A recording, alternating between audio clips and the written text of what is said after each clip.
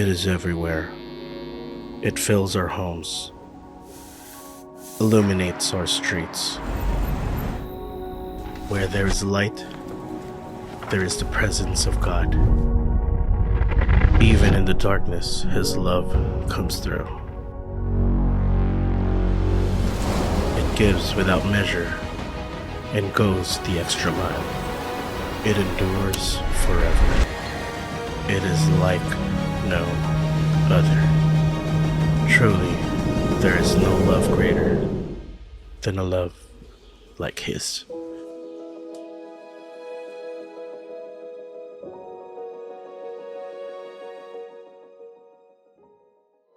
Right, may buntag sa tanan. Ganahan ko aning setup nato karon ba kay naa mo sa atubangan. Wala kay mo magpalikod ba? Di na ba kay bugnaw? Anyway, amo nang paningkamutan no nga dili na kaayo bugnaw. Ganahan ba mo igang? Dili sad. Gusto yun may mag-jacket, pastor. But anyway, no, welcome sa atong 8:30 a.m. atong Bisaya English service. For those who are new, ako dahil si Kim Pañares, one of the pastors of Victory Cagayan de Oro. Now, if this is your first time, okay, for those who are new, among mga pag-ampo nga dili puntahan ni inyong last time ha. It's our prayer nga makakonect mi sa inyo ha. Okay? And then istorya makahimamata after the service. All right? And then again no, one of the ways for us to connect with the people in the church or with the church as well is to be part of the community by serving with us. So should you want to serve with us, again, sa giingon pa ni Dave kanina, if you want to disciple the next generation to honor God and make disciples, be part of the kids' church. If you are a father here, allow me to personally invite you, teach at the kids' church. Because this generation is a fatherless generation. Lahi itong makakita sila og authority sa amahan. When I preach there, before, every time mag-preach ko, kay ang mga bata gatanaw gid sa ako. Kay kung dili sila mutanaw, miana lang ko. See, the authority of a father. Kinahanglan ang makit-an sa atong mga anak. All right? Suko lagi ka, pastor. Encourage mo na ako. Okay? Now, anyway, okay, one of the announcement that I have is for those who are married here. Okay, kinsay mga minyo dire, taas kamot. Taas kamot kay inyong asawa na sa inyong kiliran. Okay, kinsa to mga happily minyo, okay? This keep coming February 20, 27 and March 6. Mark that in your calendar because it's a date, okay? Now, church, we are inviting you with this event. It's a date, a marriage event, because we don't want nga maabot pa ta sa atong kaminyoon sa firefighting. Okay, maabot pa ta sa nag-firefight na ta ba? And then mangita na dayon ta og kanang tabang. Okay? Kung ang usa ka tao na maintenance, okay? Ang kaminyoon po na maintenance. And one of which are these events like this, no? Small groups as well. Now, for those who are singles, kinsay mga single dire? Woo, woo, woo. Okay? For those who are sad, well, single, available, and discipled. Come on. Ba? So this is for you. Yesterday, today, and tomorrow, the love of God is for you. Wa mo nalipay ba? Singles Connect, okay? Be there on Feb 21, 6:30 p.m. Downtown Center. What's Feb 21? That's a Friday, okay? Sakto gyud after sa trabaho, alas 6:30. There is atong Downtown Center. All right, if you are single, available, and discipled, be part of this. All right? Now, let's jump now to the preaching of the word. We are now on our last and final installment of our series called A Love Like His. Can you say that one? A Love Like His. Now, among mga pag-ampo, okay, that more than we have learned about God's love, Amo mga pag-ampo nga inyo pud ni or ato pud ning i-extend dito sa uban. Ato ning i-extend dito sa katong mga unlovable nga naa sa imong kiliran karon. Alright? We have learned on our week 1, okay, on our week 1, it targets our minds about the definition of love, that love is not God. Because love doesn't possess the nature, love doesn't possess the character and attributes of God. Ang gugma wala magbaton sa kinaiyahan, wala magbaton sa kinaiya ug mga hiya sa Ginoo, but rather God is love. Okay? Akong Bisayaon, dili love is God, but God is love. Love doesn't define God, God defines love. Ang gugma sa Diyos mao ang iyang esensya. Gugma ang batakang kinaiya sa Diyos. Okay? Love is the basic nature of the Lord. Ug ang tanan niyang gibuhat tungod kay kini sa iyang gugma. Now, growing up, maybe around grade 4 or grade 5, no, there were posts that God is love and love is God. Yes, God is love, true and correct. But love is God is not biblically accurate. The Bible did not say that. But what the Bible says, God is love. I hope and pray, because when the Apostle Paul wrote the book of 1 John, it is to para kini nga masabtan all the more sa churches dito sa Asia Minor, because they don't love at all, they don't extend this love. They should have a definition of what true love is. It is my hope and prayer nga kita kabalo pud ta ana. Sakto ang doktrina nato sa gugma sa Ginoo. Dili kay love is like an airplane full of gasoline. Murag bubble gum kung mupilit sa ilalom diri sa bangko. Naba mo yung mga ingunana or sa ako lang ng generation, no? Alright, I hope sakto ang atong pagsabot sa gugma sa Ginoo. And last week, okay, on our second week, it targets our hearts, okay? Learning that we can live in God's love because His love is an abiding love, for He has given us the Holy Spirit. Friends, again, God's love is abiding. As it abides, His love is perfected in us. And there is no fear in love because His love casts out fear. His perfect love casts out fear. And we can have boldness, we can have confidence in the day of judgment because judgment already fell on Jesus Christ. God the Father has laid on Jesus Christ the iniquity of us all. Kaya ang Diyos Amahan, nagabutang kang Hesus sa tanang dautan sa kalibutan. He has laid the iniquity of us all to Jesus Christ. And Jesus Christ atoned for all our sins. Atonement, again, I've said this last Sunday, atonement at one moment. Once for all, the Bible says, Christ died for us. And when He died, He satisfied He satisfied God's justice. Now, that is why we don't fear the day of judgment. Dili kita mahadlok sa adlaw sa paghukom. Tungod kay gihukman na ni Hesukristo didto ang mga sala didto kang Hesukristo. Gihukman na sa Ginoo. Now today we will be talking about responding to God's love. Responding to God's love. Now manindog kitang tanan alang sa pagrespeto nato sa pagbasa sa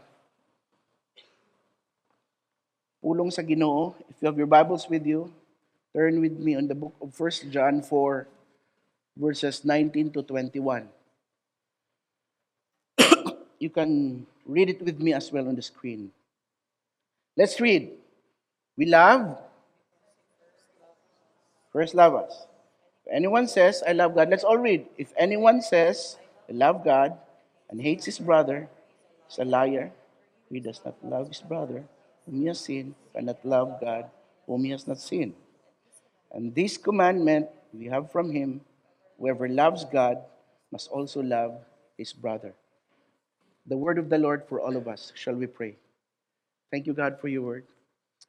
I pray, Lord, that as your word will be preached, it will not just be knowledge to all of us.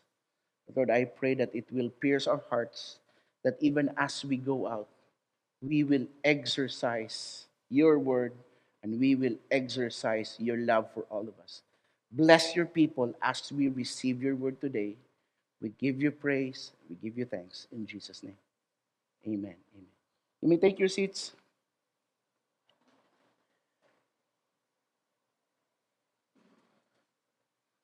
Now, church, kung ang atong week 1, no, nga topic, if it targets our minds of the definition of love, and atong week 2 targets our hearts in living in God's love, ang atong topic po this today, it targets our hands because God's love has to be demonstrated in a tangible manner. Ang gugma sa Diyos kinahanglang ipakita sa mahikap nga pamaagi. It has to be demonstrated in a tangible manner because Jesus Christ expressed it at the cross in a tangible way. And to know God's love and to live in God's love is inseparable to loving others. His love is made perfect in us for us to love others. Ang iyahang gugma na perpekto diha kanato para kita pod mahigugma sa uban. And we are to practice and express God's love in us. Now, I know, no, bag-o lang ta nag-Valentine's, no? It is where traffic ang Cagayan, katong Bernes. Nakabantay ba mo? Nakabantay mo nga daghay gakaput og heart. Kabantay mo daghay mga vlogs about Valentine's. Daghay gakaput og balloons and flowers. Puno ang romantic baboy. Puno ang galinya ang mga tao sa mga restaurant, kay daghay ga date-date, daghay mga mall activities, busy ang mga restaurants. And during this time, daghan po yung mga gapo sa love ni God. 1 Corinthians 13 verse 4 to 8. Nakabantay mo, love is patient and kind. Do we have that? Love does not envy or boast. It is not arrogant or rude. It does not insist on its own way. It is not irritable or resentful. It does not rejoice at wrongdoing, but rejoices with the truth. Love bears all things. Come on.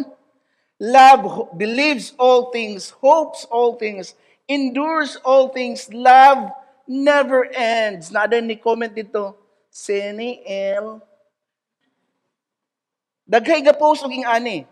And according to Wikipedia, Valentine's Day started because a martyr named Valentine ministered to imprisoned Christians who were persecuted during the 3rd century. Claudius II, the emperor during that time, decided that single men made better soldiers than married men. Ang mga single daw, mas maayo nga soldiers more than sa mga minyo. So ang iyang gihimo, he outlawed marriages for young men. Dili dapat maminyo ang mga batanon. And Valentine realizing the injustice of the decree, he defied Claudius II and continued to perform marriages for young lovers in secret while in prison. So when Valentine's marriage ceremony were discovered, katong nasapnan siya, Claudius II ordered that he be put to death. And before his death, it was alleged that he wrote a letter, and in that letter it says, "From your Valentine." It is a phrase even until today is used. And later on, folk traditions became a significant cultural, religious, and commercial celebration of romance and love of what Valentine did. And the Roman Catholic Church as well made it a feast and called the martyr as Saint Valentine as the saint of love. Now church, ako to siyang gi-share sa atuhang tanan because people were so amazed by this love, but which is not the agape love of God. They were so amazed with this Valentine love.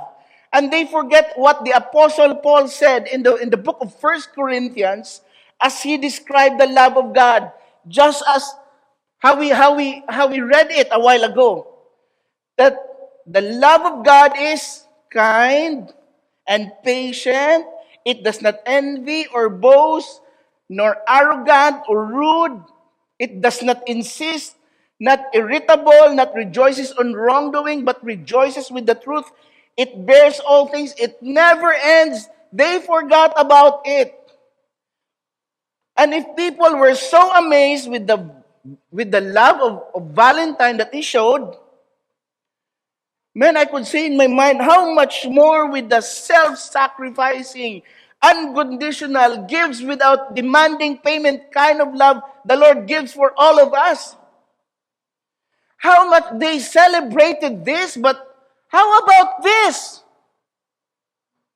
He just ministered for the prison soldiers, but how about this who died for mankind?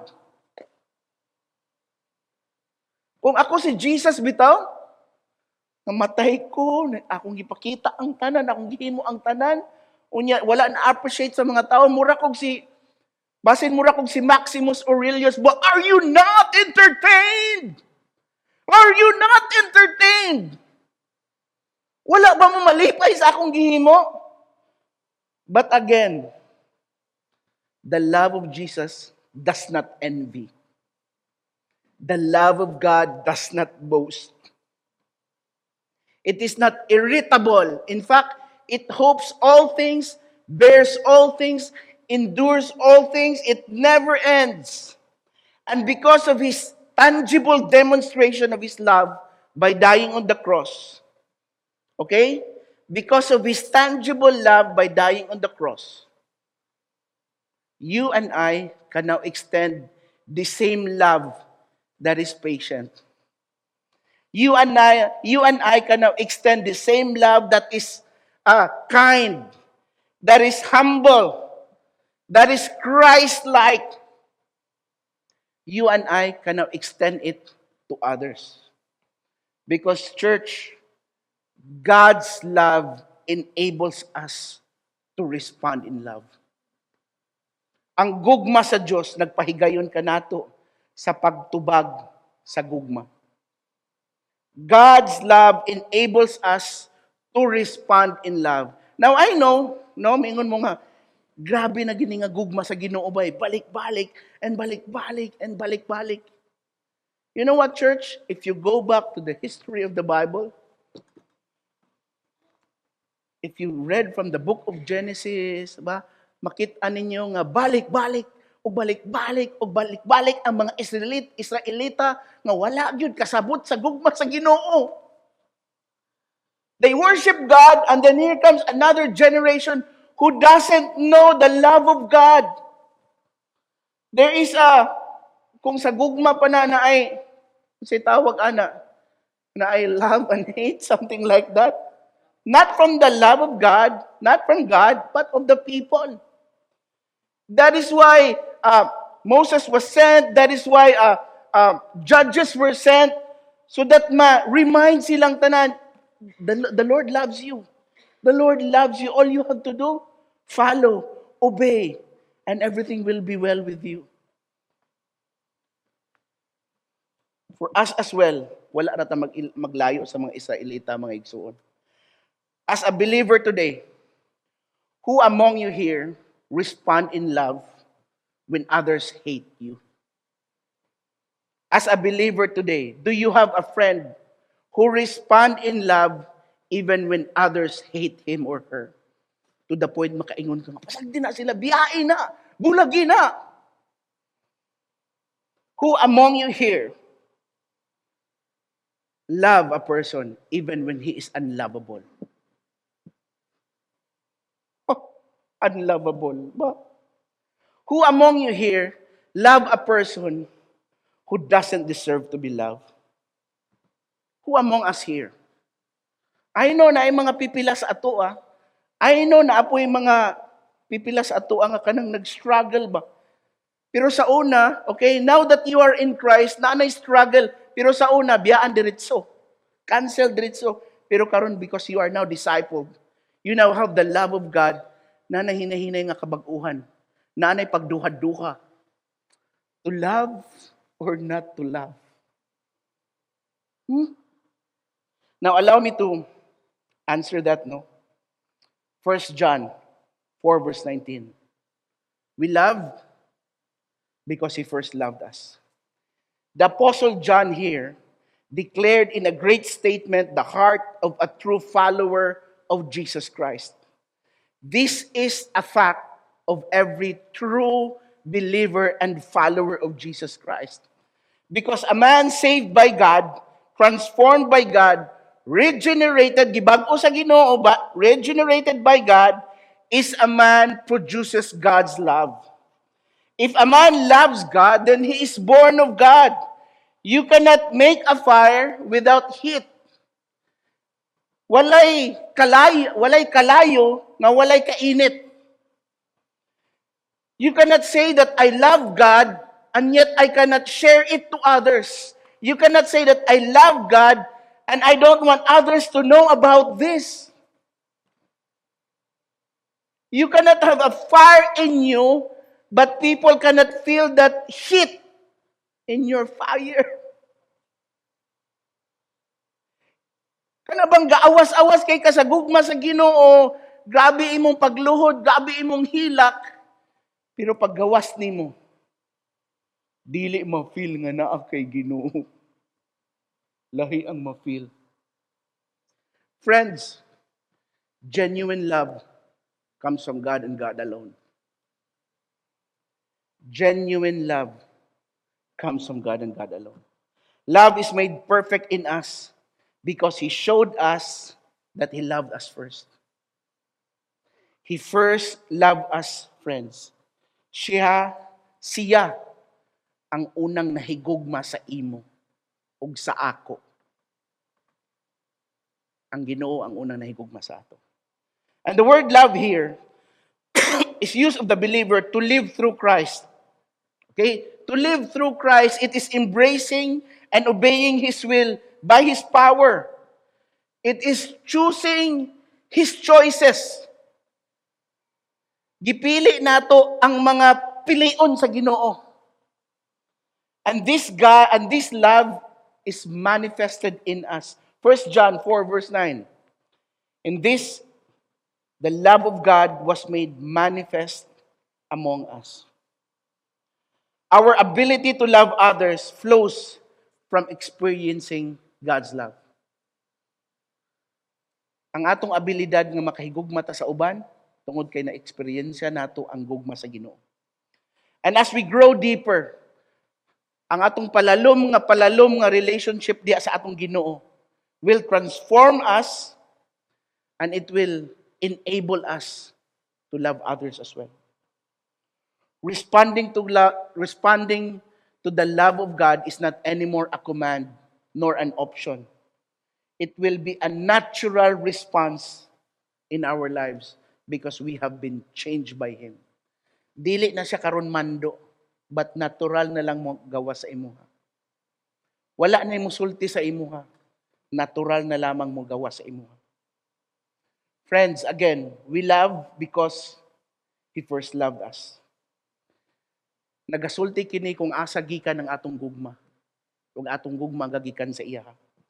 Our love is our response of His love for us. His love enables us to draw us to Himself. His love initiates, our love responds. I don't know kung unsay Bisaya sa initiate. Siya ang niuna. His love initiates, our love responds. Romans 5 verse 8. You know all of this. You all know of this. But God shows His love for us in that while we were still sinners, Christ died for us. If God loved us first, when we were still sinners, when we were still outside the family of God, how much more does He love us now that you and I are His children? Kung gihigugma ta sa Ginoo while we were still sinners, katong napata sa gawa sa pamilya sa Ginoo, tong wala pa ta na save, how much more karon nga higugmaon ta sa Ginoo kung anaa na kita sa sulod sa pamilya sa Ginoo? Are you in the family of the Lord right now? The Lord loves you. And you are enabled to love others as well. He is the source of our love. Ours is a stream flowing to others. I don't know with you kung nakaadto na mo sa nang fall sa taas. Tigna puluan. The love of God is the source. Katong falls. Our love is the stream, the rivers towards others. Church, allow me to give a fact today. How to extend this love of God, especially in the time of election.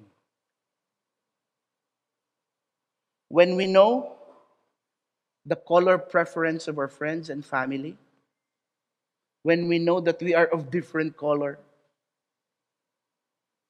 sa una, no, so kung gamay pa ko kay mga sign, mga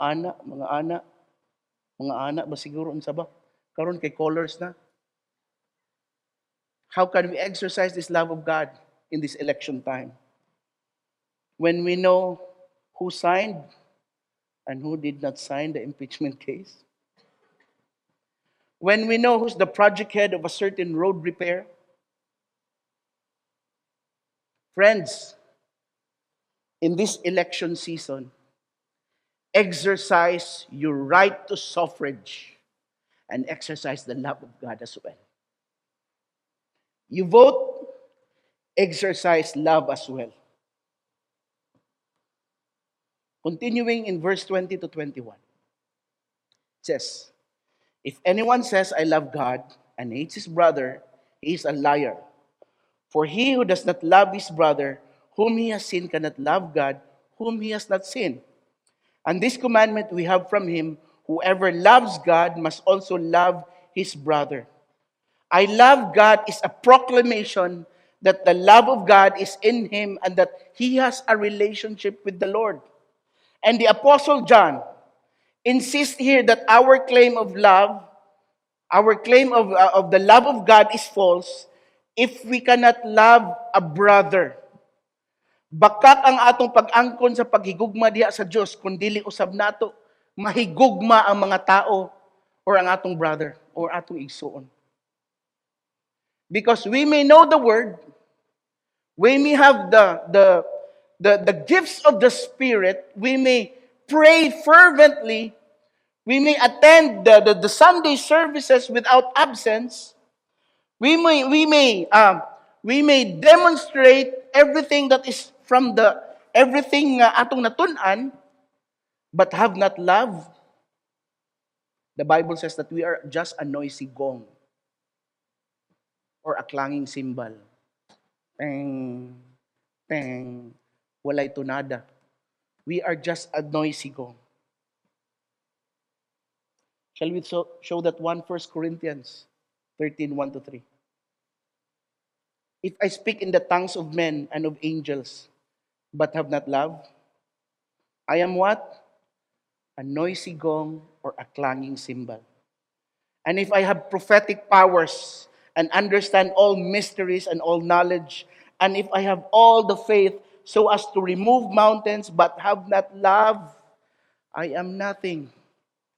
If I give away all I have, and if I deliver up my body to be burned but have not love, I gain nothing. Eksperto man ta sa tanan, eksperto ta sa Biblia, pero wala ta mahigugma, the Bible says we gain nothing. We're just a clanging cymbal. Just as God shows His love for us steadfastly and unconditionally, we are also to show that steadfast and conditional love of God to the people around us. This is how we prove our love for the Lord. We cannot claim our love for God but not have loved people. It would be selfish for us as well, denying others from experiencing the love of God, from experiencing the joy, the peace, the freedom that the love of God has. Hakog ang pagdumili igsuon. Hakog ang pagdumili sa uban sa pagsinati ani nga kalipay, kalinaw ug kagawasan dala diha sa gugma sa Dios. Hakog kita kung dili nato ni mahatag sa uban as well. If anyone says, I love God and hates his brother, he is a liar. Now, church, unsa may buti pasabot ani? This is a measure whom Jesus said to his disciples, proving that they indeed love God. This is a measure.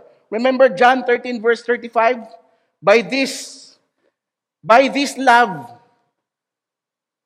by this unconditional love of God, all people will know that you are my disciples if you have love for one another. Remember that by this, by the love that you have experienced, people will know that you are a believer, you are a follower, you are a disciple of Jesus Christ. Loving God and loving others is inseparable, and it is the greatest commandment of the Lord. Ang paghigugma sa Dios ug ang paghigugma sa uban dili kini mabulag, labing dako nga sugo ug kini labing dako nga sugo ni Hesus. We cannot separate this one. It is inseparable. It's like the holding hands mo sa imong asawa ba? Or sa imong uyab ba ka? Holding hands while walking. Inseparable. Kabitaong ga, holding hands mo pinaana, way hungaw. Wagi hungaw ba? How about sa mga magtiayon ka? Wagi hapoy hungaw? I hope and pray. Okay? Wagi hapoy hungaw, church. Now let me move forward. For he who does not love his brother whom he has seen cannot love God whom he has not seen. Now this is God simply saying to you and to me, learn to love me. This is God simply saying, okay? Learn to love me whom you cannot see by loving my children whom you can see. Let me repeat that one. Learn to love me whom you cannot see by loving my children, by loving others whom you can see. In verse 21, let me move forward. And this commandment we have from him, whoever loves God must also love his brother. Friends, again, this loving others is a commandment. And although atong respond, no, spring forth from being born of God, okay, from being born again, from being regenerated, and from abiding in our relationship with him, even though gikan diha, but it is up to our will to respond. Because God does not force us to love others. God has given us free will either to respond right or to do the opposite. And his love gives us the ability to love it, but it is a choice of our will to draw on that resource and give it to others. It is up to you to do that. The Lord does not force you. The Lord does not force us. That is why it is a command to love. Now maybe, naimingon sa inyo no nga, Pastor, I just can't love him. Pastor, I just can't, wala lang yung kakabalo, Pastor. What I've been through with this person. Pastor, I just can't love back my husband. Grabe ang akong kasakit sa iya. Pastor, di na ako ma-love back ang akong asawa. Kung kabalo lang ka, grabe siya kaimuyaw-yaw. Kabalo lang ka, grabe ang kasakit po na ako sa iya. Well, friends, I've been through situations like that as well. And I can relate with you. And I just can't shrug off your feelings because those feelings are true. Dili bitaw basta-basta musulti nga, ra kay ka, uy. No, we cannot say that. Those feelings are true. But let me tell you a truth. You can love because he first loved you. Take the truth from the resource of God's love and do the will to obey and follow him to love. It's a win for you, and it will be a win for you to love. You are not at a loss. It is a win for you. Nakoy amigo, unlovable, addict, way klaro, palautang, na priso pagyod kay nibalik sa pagbaligya og dili ingon nato nga mga butang. Now, tuwa na siya sa Manila. And then, sige siya text sa ako. Bro, pastor. Di ba, bro, pastor na day ka karon. Sindi sa og GCash ba, 300, 400. Nauna na ako ba? Salig ning George ay. Salig ni siya ay, kay Migo mi ay. So, it's because, ginagmay naman na church, no? So, send po na ako siya sa iya. Pero dala pagpangasaba ba? Bro, gitawag man ko ni mong pastor, bro, no? Let me pastor you as well. Kabalo ba ka, bro, nga ang imong mga desisyon sa kinabuhi, sayop? Dili mao. Dili o yun sa katong pag-disciple sa imuha. Yes, bro. Naghinolsol na ka, bro. Nangay na kagpasaylo. Bro, nihilak na ko diya sa Ginoo, ning ani na grabe na ko. Pero dili ko dawaton sa akong pamilya. Unsaon pug ka pagdawat sa pamilya nimo na amang kas Manila, uli dito sa inyo. Wala mo ko'y plete. Nauna na ko mga inigplete sa ako. Ingnan ako.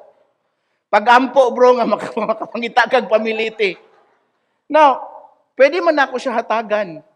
Pero I want him to move in faith. Pag-ampo, bro. Makapliti ka, makauli ka karong Pasko. Dito ka mag-spend og Christmas sa imong family provided nga dawaton pug kanila. Di ba ingon ana ang mga amigo? Musulti ka sa tinuod, dili lang himas ba? Napoy mga daplak pod. Ingon ana man ang panag-amigo. Otherwise, kung ang panag-amigo is puro lang himas, well, uban lang mo sa mga panahon nga tingkaon, sa mga panahon nga kalipay, pero habot sa kasakit, bahala ka diha. Now, going back. Wala ko kabalon sa inahitabo sa December, kay mga ilang siya, 100, 200, send lang po ko, ana. Agay, pagka January, ang iya na yung plano kay Valentine's Day. Muli siya sa ila, Valentine's Day. Bro, naanak ko sa amua.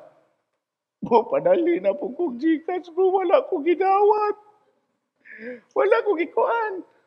So as a pastor, I pastor his heart, told him, bro, nagid tayo mga certain decisions in life that we cannot blame others, but who we can blame is ourselves. Natay mga certain decisions in life nga nagbutang sa ato sa sitwasyon. Nakadiha nga sitwasyon because imuha ng desisyon. Bro, kneel in the Lord, cry in the Lord, pray in the Lord, ask the Lord for wisdom, ask the Lord for guidance. Repent before God. And I'm gonna pray with you as well. True enough, gihimo niya. Balik-balik siya dito, balik-balik sa siyang pamilya. Di siya, bro, wag yapong gidawat. Wala na ko'y pang bayad sa, kung sige ng bed nga anaon lang, tihiras. Siyang giingnan. Balik dito, bro, ingna nga, matulog lang ka sa gawas. Basta naalang ka dito, balag katapad ang iro. Basta naalang ka dito. And then yesterday, fresh pa ka, I know, yesterday, he sent a picture to me. Nag-uban siya sa iyang mga anak. Selfie sila. Wala pa noon dito ang asawa. But it is my prayer that just as the wife is being discipled, just as the wife received the love of God, it is my prayer nga, dawaton po niya niyang unlovable nga bana. Ako siyang gingnan, bro, that is a good start. Pagbag-o na, George, ay nagbalik sa Manila, ay nagbalik sa imong mga amigo nga way klaro, diretso na kadiha. Remember, bro, na kay amigo nga mga saba nimo. And it's my hope and prayer nga pabalik-balik na siya diha, no? Siyang pamilya. Now, church, coming here in victory, you know what we exist for? Honor God, make disciples. Kabalo mo sa equivalence sa atong topic today. Honor God, make disciples. It's loving God and loving others. We cannot separate loving God by not loving others. We cannot separate honoring God by not making disciples. Making disciples, it's expressing the love of God in you. John 15 verse 12, this is Jesus' commandment. This is his very words in the Bible. Red in color red. This is my commandment. Love each other in the same way I have loved you. Let me repeat that. This is my commandment. Love each other in the same way I have loved you. As I call on the music team, allow me to close this message. As we end this series, A Love Like His, it is my prayer, folks, okay? Nga natay saktong doktrina sa gugma sa Ginoo, o ang atong saktong doktrina, love God is inseparable to loving others. Ang gugma sa Ginoo, dili lamang magpabilin diya sa imuha, you are to express it to others as well. Lisod gyud. Pero His love is enabling you to do so. And at the end of the day, it will always be a win for you. It will always be a win for you folks. Now, for most of you, you know that I'm with the team of the Pastoral Services Department of the church. It is where me and Ams and Kuya Yul and Errol and some of the volunteers. Now, the Pastoral Services Department of the church, this is one of the department, okay, I am assigned. And this department, okay, is literally the hands and feet. Literally the hands and feet of Jesus, expressing His love for His people. It is literally the hands and feet of the church, expressing the love of God. We heard the word on Sunday. The department expressed it to the services of the church. When you have, it's like the word became flesh. Nadunggan nato ang preaching sa word on Sunday, na feel nato from Mondays to Saturdays. One of the ways is because of this department. We want to express the love of God to you by being there and doing the ceremony for your wedding. We want to express the love of God for you when you have children, and we will have a child dedication for your kids. And where you will dedicate your child, more than we will do the ceremony, it is you who will dedicate your child into the Lord. You had your new house, you had your new car. We want to be there as well to rejoice in your moments of joy. We will bless those things, at the same time bless you as well as a steward of those blessings. But the church will not just be there on your joyful moments, but even in your grievous moments when you lost a loved one. The department as well, the church as well, will do a memorial service for you. Funeral service for your dearly departed. Ang church mga igsoon, dili lamang naa sa mga kaon, ug naa dito sa mga malipayon nga mga events, but even in the grieving moments, such as a loss of a loved one. And when you go something in life, when you go through something in life, the church can do counsel as well to you. Counselings. It could be me, it could be Dave, it could be one of the leaders, it could be a pastor. Because this is a lifelong walk with the Lord. This is a journey. This is a journey of loving God and loving others. It is my hope and prayer that we will always get to the resource of God's love. I hope and pray that we will extend that love to others as well. Allow me to pray for all of us as we bow down our heads. Lord, we thank you, God, for this series. We thank you, God, for the preaching of your word. Lord, as we have this culture of celebrating love in the month of February, Lord, now that we know of the definition of love, we will not just celebrate love on this month, but we will celebrate your love all the 12 months of the year, all the 365 days of the year, because your love extended to all of us is sacrificial, unconditional, self-giving, self-sacrificing, steadfast. Thank you, God, for your love. Lord, I pray that as your love grows in us, that as we thrive in your love, I pray, Lord, that we will grow and we will extend that love to others as well. Lord, help us, be with us as we do this. It may be lisod for now, O God, but Lord, your love is a love that enabling us, all of us. Salamat. We thank you, Lord, because you have made loving others possible because you have loved us first. Salamat, God. Lord, we thank you because your love is not just for us. It is for others as well. Lord, help us to nurture that compassion in us. Help us to nurture that genuine love in us, that genuine love for others. It may be that help could come from others who are walking with us. It may be come from those who are discipling us. Bless us, O God, help us.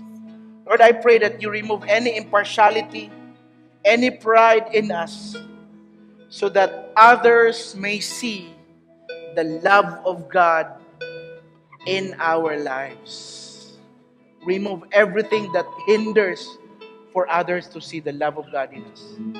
Thank you, Lord. I pray, Lord, for opportunities to serve.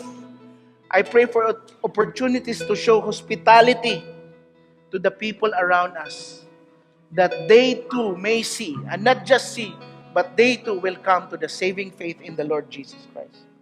I pray, Lord, that the gospel will be preached and will be demonstrated as I continue my lifelong journey with you. Thank you, God.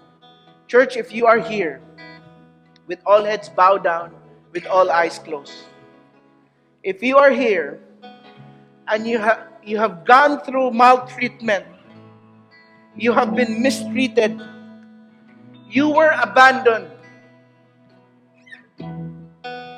If you are here, allow me to pray for you. With all heads bowed down, with all eyes closed.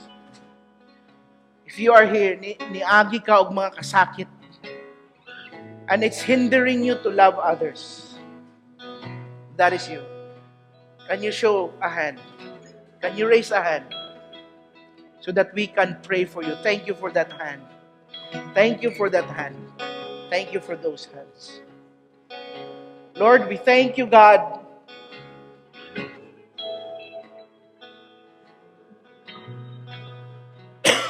because even though these people, Lord, went through something in life, they may have been abandoned, mistreated, maltreated.